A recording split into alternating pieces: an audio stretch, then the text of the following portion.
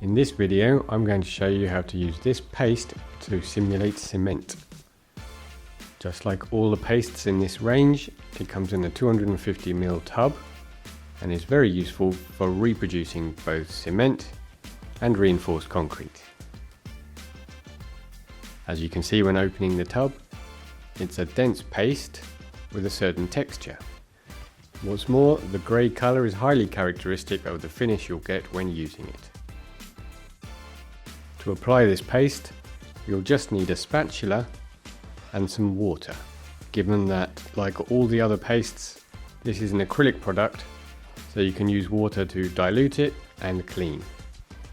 What's more, I've also prepared a small base on which to build a scene. The first thing I'm going to do is apply it to a piece of foam so you can see how easy it is. You simply need to take some paste, apply it as thinly as possible and wait for it to dry. That will give you a finish that looks like cement. This product can be used in numerous ways. For example, on the foam itself, once it's dried, you can apply it on the top and sides or on a piece of cardboard to simulate floor tiles. Or on a column like this one, to which I've added metal rods to imitate reinforced concrete. Any application is good for our scenes or dioramas when reproducing this sort of material in any environment.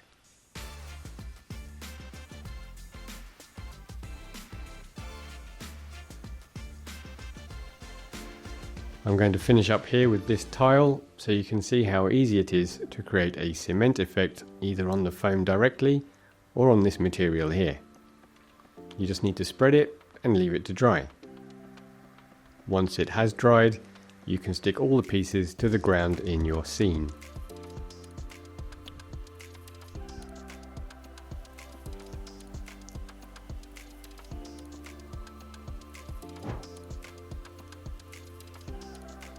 Now all the pieces are dry, I'm going to use a bit of white glue to stick them all to this base.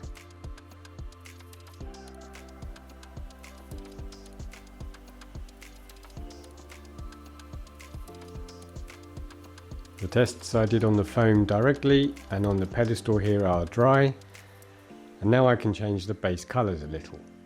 You can leave the paste as it is, the colour is perfect, but I'm going to add a little shading by using these acrylic paints. As you can see, I've put my colours in this pill pack and I'm going to use a brush like this one, a cat's tongue brush, to apply the colour. I'll apply the darker colour, for example, in these areas here. It's not a colour that will stand out much, but it will add a slightly different shade. The colour will gradually change and then I can add the lighter one. I can use water for mixing, obviously, and at the end of the day, my goal is to add some chromatic variation to the scene. You can leave the paste as it is, but doing this will add some richer details. It's just a matter of applying the colours to add shadows and highlights.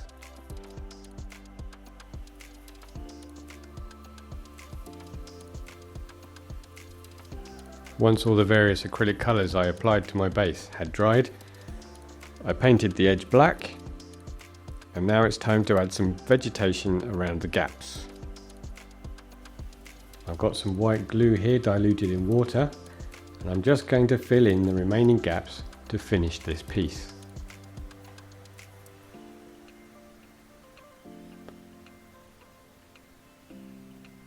I'll use moss and then a bit of lawn grass. I need to drag the moss towards the gaps so it more or less sticks in the glue.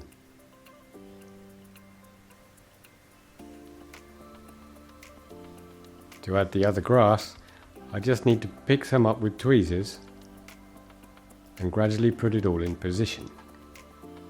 Once you have it in the tweezers, just slip it into the gap. You might want to add a touch more glue afterwards. Just take a bit more glue and dab the brush around the area where you added the grass. This will ensure it sticks in place. Once dry, you can see that although the grass is very short, If you use tweezers like I did to stand it up, it looks like small plants are growing out of the gaps. So this is my terrain piece that I used this cement paste on.